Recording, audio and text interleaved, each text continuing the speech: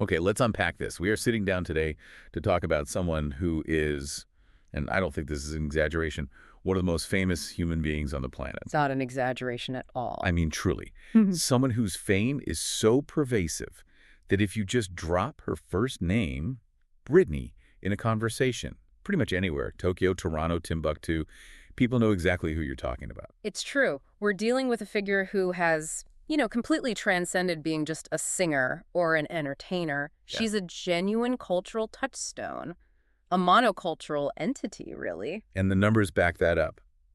We're looking at a career that has moved over 150 million records worldwide. Yeah, which is a number that's almost hard to comprehend. It really is. I mean, you have to actually stop and think about it. Yeah. That is more than the population of entire countries. It absolutely makes her one of the best-selling music artists in the history of recorded sound. But what's truly fascinating to me, and why I'm so excited we're doing this today, is that when we talk about Britney Jean Spears, the princess of pop, we're rarely just talking about the sales figures. No. Or the Yeah. chart position. Exactly. We are talking about a narrative arc that has played out in real time, often in excruciating detail, for nearly 3 decades now. It's the dichotomy of it all that gets me. It's this tension between two complete extremes. Mm-hmm. On one hand, you've got this polished, smiling teen idol who, single-handedly revives the teen pop genre in the late 90s, the machine, the product. And on the other hand, you have this incredible, often heartbreaking cautionary tale, a story about fame, autonomy, mental health, and the American legal system. And that is precisely the mission for this deep dive. We want to move past the tabloid headlines. We've all seen them. We all know the memes. We want to look at the mechanics of her career. Right. We want to understand the specific industry forces that shaped her, the realities of the conservatorship that controlled her for 13 years, and ultimately how she reclaimed her own voice with her memoir, The Woman in Me.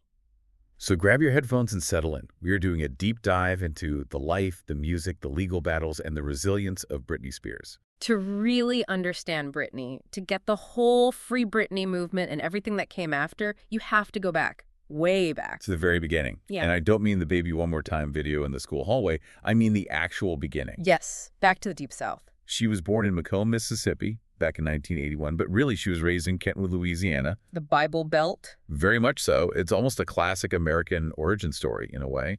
She was baptized Southern Baptist. She sang in the church choir.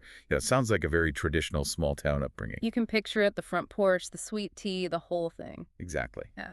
But she wasn't just a regular kid singing hymns on Sunday, was she? No, and this is where we see that that innate drive kick in very, very early on. There's this misconception that Britney was just a product manufactured by a label in some boardroom, but the evidence really shows the opposite. Okay. By the time she was 8 years old, she's already traveling to Atlanta to audition for the Mickey Mouse Club. 8? I mean, at 8 years old, my biggest ambition was trying to ride my bike without holding the handlebars.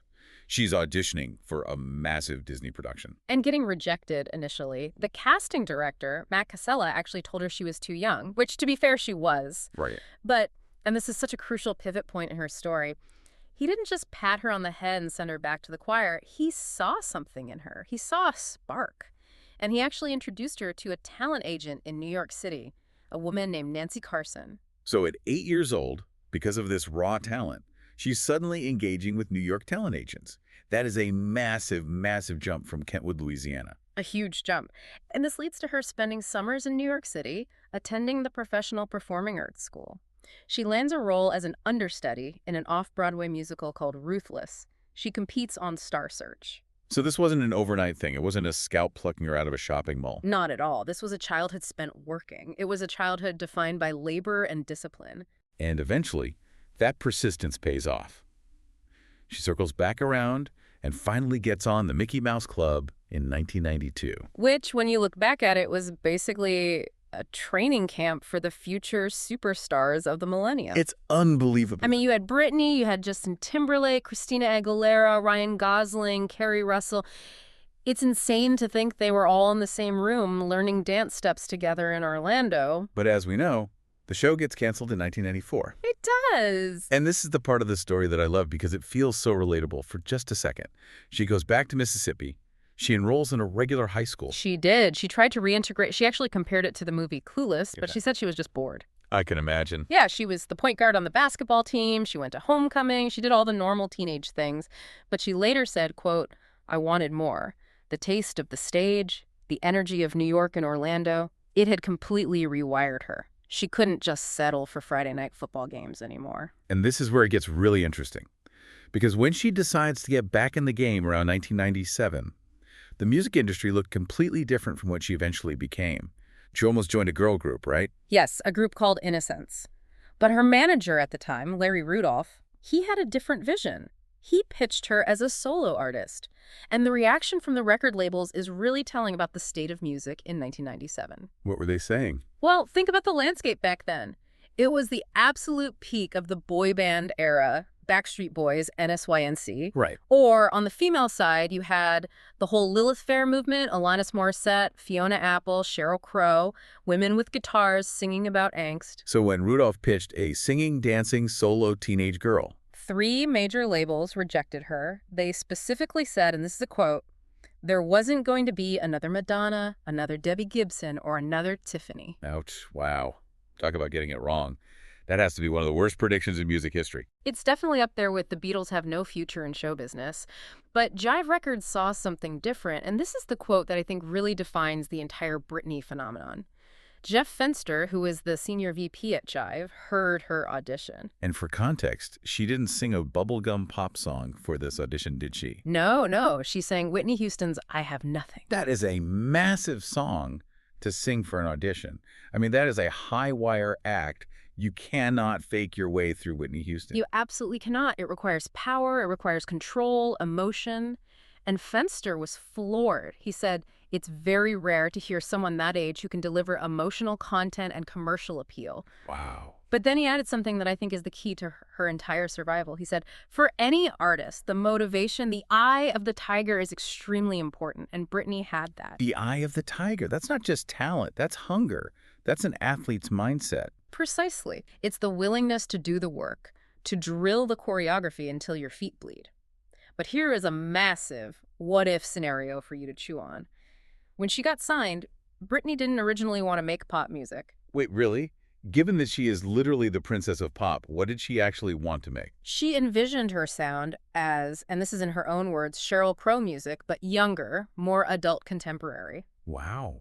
She wanted to grab a guitar and sing gritty, mid-tempo rock songs. I cannot even begin to imagine a Sheryl Crow-style Britney Spears. That is a completely different timeline. We're talking flannel shirts instead of schoolgirl uniforms. It is a total multiverse scenario. But the label paired her with producers like Eric Foster White and eventually the Swedish titan Max Martin, and Britney made a very pragmatic choice. Oh. She looked at the material they were giving her, and she said it made more sense to go pop because she could dance to it. She said, "It's more me." She realized her greatest asset wasn't just the voice, but the whole performance, the movement. And that leads us to the crafting of the sound. Because her voice, that distinct nasal, raspy pop voice that we all know, that wasn't exactly how she naturally sang, was it? No, and this is a point of contention and deep analysis for a lot of musicologists. Naturally, Britney has a very deep voice. She's a contralto. Oh, wow. If you listen to her old Star Search tapes or her early demos, she has this heavy, soulful lower register.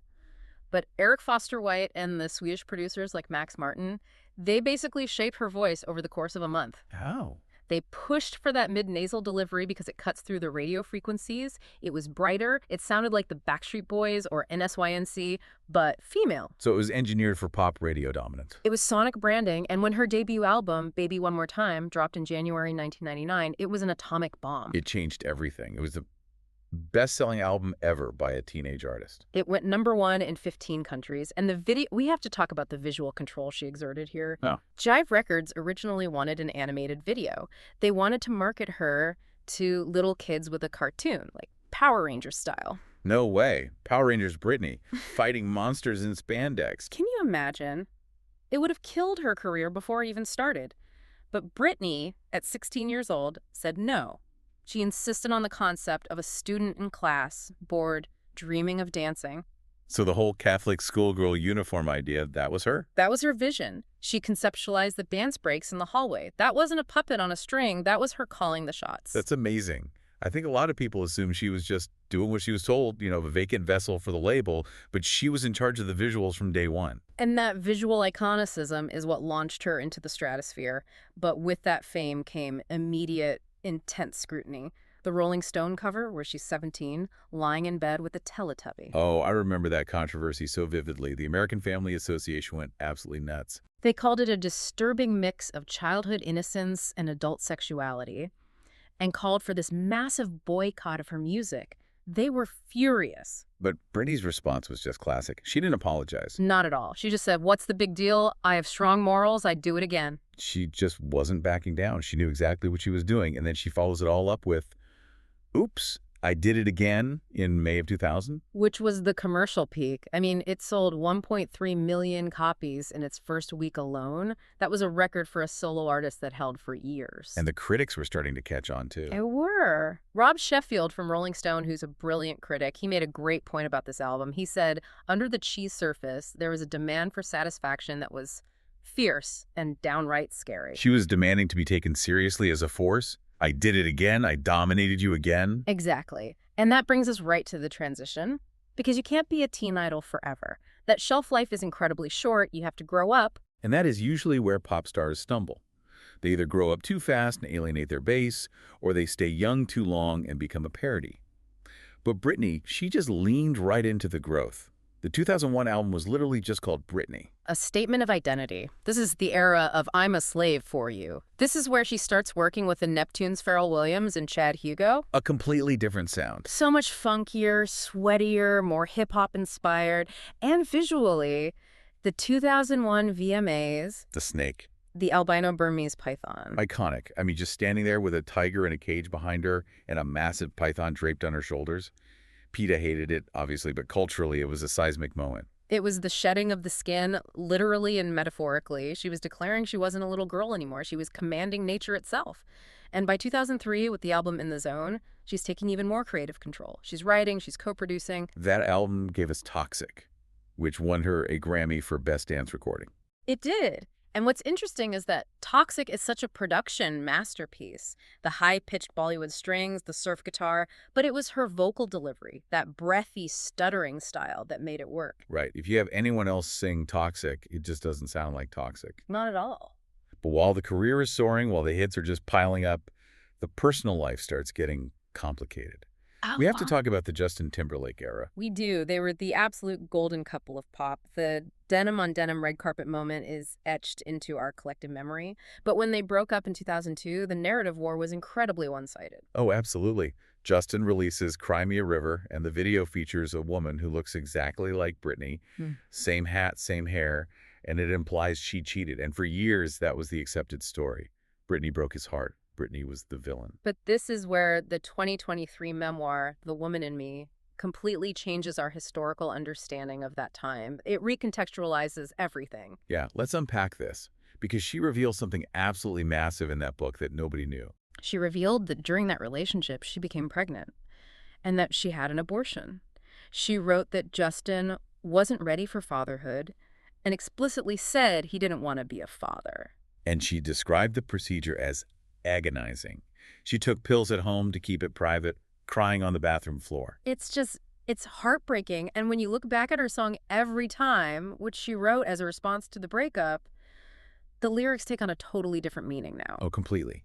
I make believe that you are here is the only way I see clear. It's so much deeper. In the video for Every Time, if you go back and watch it now, it features a woman dying in a hospital, but in the background, another woman is giving birth to a baby. People miss the significance of that for 2 decades. Wow. It adds this layer of trauma and grief to what we all just thought was celebrity gossip. It really does. It humanizes her in a way that the media refused to do at the time.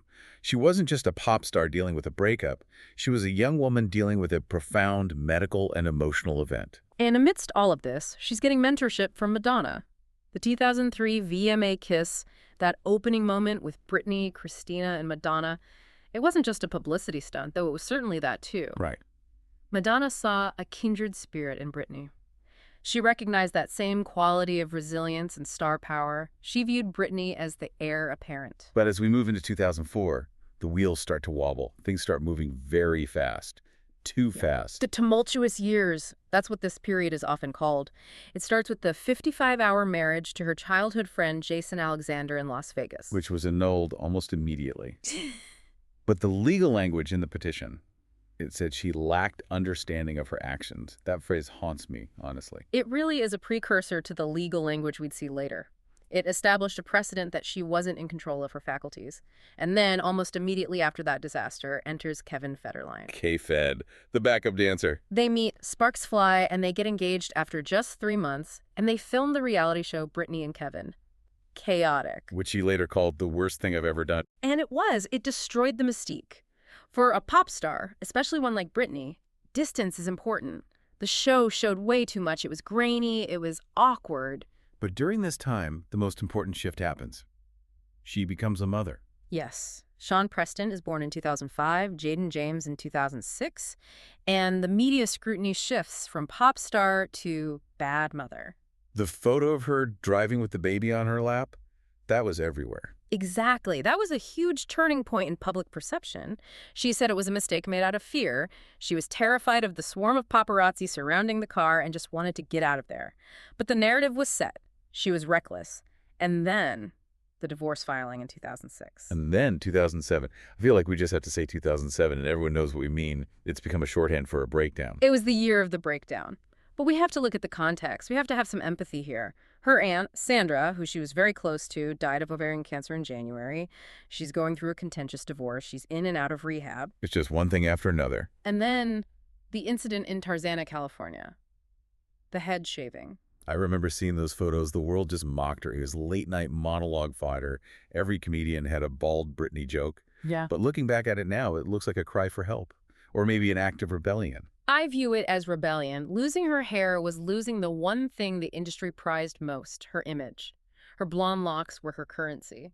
By shaving them off, she was essentially going on strike. She was saying, I am opting out of being your product. But the consequences were severe. Tragically, yes. In October of that year, she loses physical custody of her children to Federline. But here is the paradox of 2007, and this is what confuses me and fascinates me. While her life is literally burning down in public, she goes into the studio and releases Blackout. Which critics now hail as her best work. It is her magnum opus. It's dark, it's gritty, it's the first pop album to really embrace the dubstep and electropop influences that would dominate the next decade. And it gave us the legendary opening line, "It's Britney, bitch." From Gimme More. It's a declaration of survival. It's her putting on the armor. But the promotion for it, the 2007 VMA performance of that song. Oh, it was painful to watch. Yeah. She just looked lost. She was barely moving. She was a person in crisis being pushed onto a global stage. She broke a heel. Her weave was messy. She looked terrified. And that disconnect between the brilliance of the album on tape and the chaos of the personal life on stage set the stage for the most controversial chapter of her life. The conservatorship. The conservatorship. So let's get into this, because for a long time, I think people didn't really understand what a conservatorship actually was. I certainly didn't. No, and that's fair. It's a legal status that's usually reserved for the elderly with dementia or those with severe cognitive disabilities who cannot care for themselves, people who literally can't feed or clothe themselves. So in January of 2008, Britney's put on 2 involuntary psychiatric holds. Yeah. What they call a 5150. Right. And then in February, a temporary conservatorship is granted to her father, Jamie Spears, and a lawyer, Andrew Wallet. What did that give them control over? Everything. Complete control. Not just over her money, which was extensive, but over her body. Her medical decisions, who she could see, her security, her phone, everything. But here's the thing that never, ever made sense to me. The central contradiction of it all. They deemed her unable to manage her own affairs, unable to hire a lawyer, unable to even buy a coffee.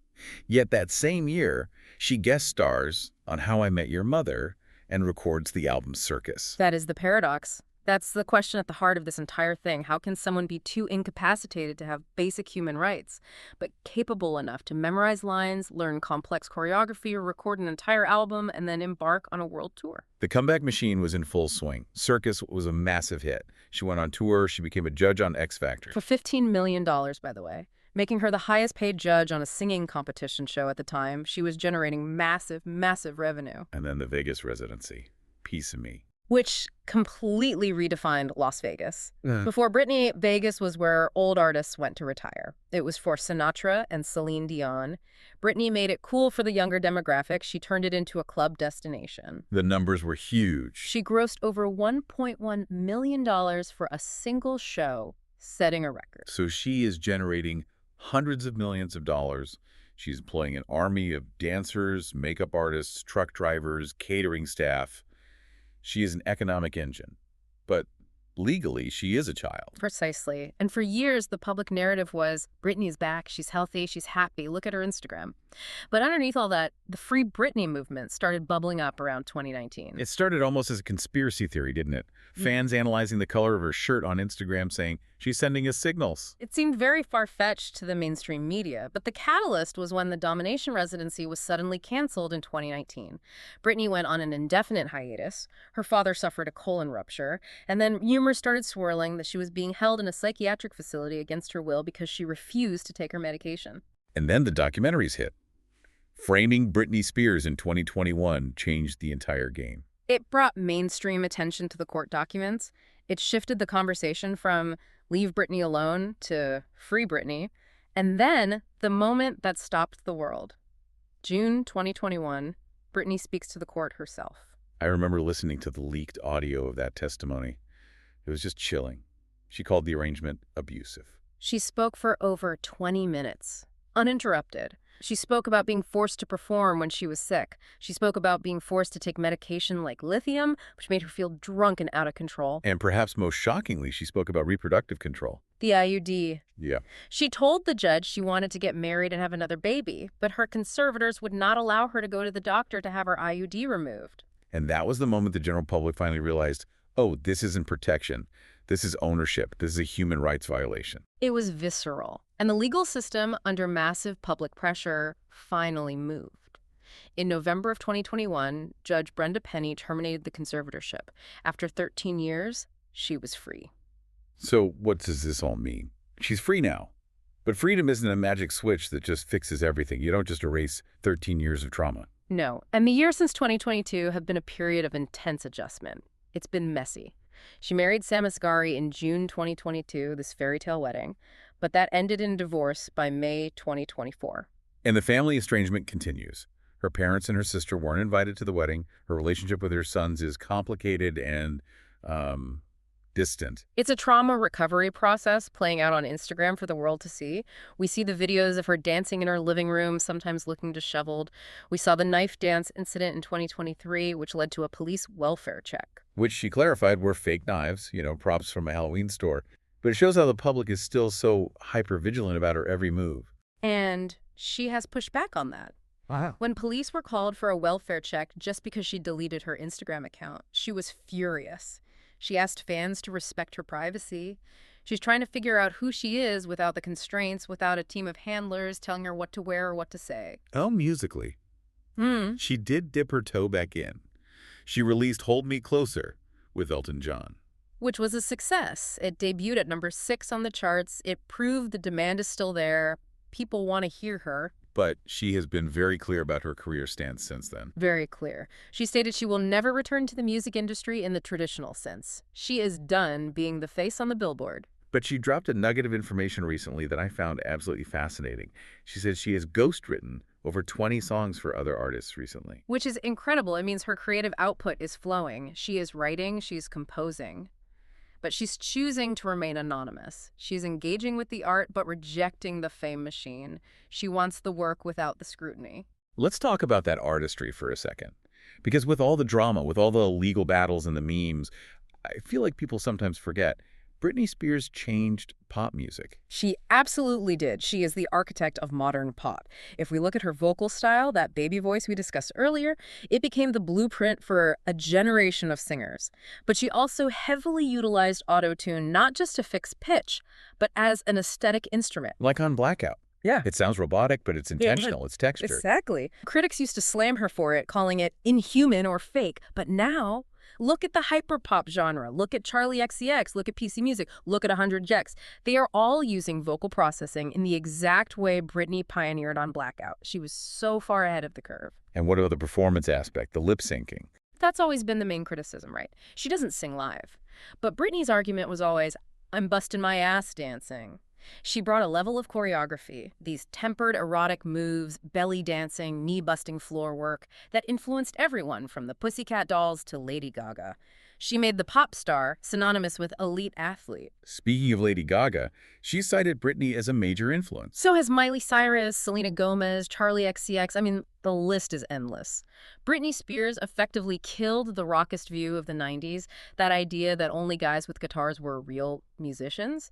And she validated modern pop production. She made pop cool. She's also a massive gay icon. Huge. She received the GLA Vanguard Award. There is this quote that describes her appeal to the queer community as having a fragile resilience, which is similar to someone like Judy Garland or Marilyn Monroe. That's a perfect phrase for it. It's that combination of high glamour and visible vulnerability. The gay community saw her fighting back against a system that wanted to control her, and they identified with that struggle. Fragile resilience. You want to protect her, but you also know she's tougher than you'll ever be. And we can't ignore the business empire. The perfumes. Yes. Her fragrance line with Elizabeth Arden, particularly the Scent Fantasy, is a juggernaut. It's grossed over $1.5 billion. She wasn't just a singer, she was a brand. She showed the industry that a pop star could monetize their image in ways that went far beyond selling CDs. So as we wrap up this deep dive, where do we leave Britney Jean Spears? How do we summarize this entire journey?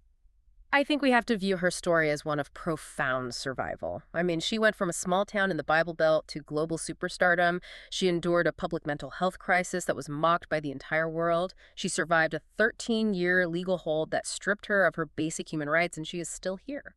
And she reclaimed her voice. Her memoir sold 1.1 million copies in the first week. People didn't want the tabloids anymore. They wanted to hear her side of the story.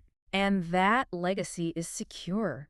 The schoolgirl uniform, the red latex suit, it's Britney, bitch! These are permanent fixtures in our pop culture history. You simply cannot tell the story of the 21st century without Britney Spears. It really is an incredible journey. From that Eye of the Tiger kid at age 8 to the independent woman she is today. But I want to leave you with one final thought. We mentioned she's ghostwriting songs now. She says she's written over 20 tracks for other people just recently. Yeah. Considering she refuses to return to the industry as a face, consider this. How much of current pop music, the songs you're hearing on the radio right now, the hits by the new It Girls, is being secretly shaped by Britney Spears without us even knowing it? It's a wild thought. I'm going to be listening to the radio very differently tomorrow. I'll be looking for the fingerprints. Thank you for listening to this deep dive. Thanks for listening.